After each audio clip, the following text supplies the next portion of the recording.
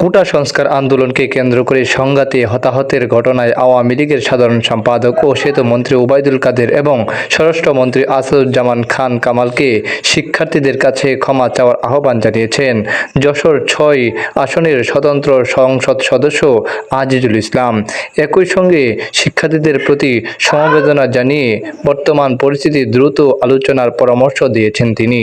বৃহস্পতিবার KM আজিজ নামে নিজের ফেসবুক পেজে একটি পোস্ট দিয়ে এ আহ্বান জানান সংসদ সদস্য KM আজিজ।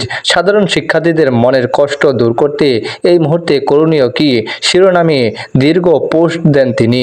আজিজুল ইসলাম কেশবপুর উপজেলা ছাত্রলীগের সাবেক নেতা। দ্বাদশ জাতীয় সংসদ নির্বাচনে যশোর ৬ আসনে জেলা আওয়ামী লীগের সাধারণ সম্পাদক সাবেক MP শাহীন চাকলাদারকে পরাজিত করে তিনি বিপুল ভোটে সংসদ সদস্য নির্বাচিত হন।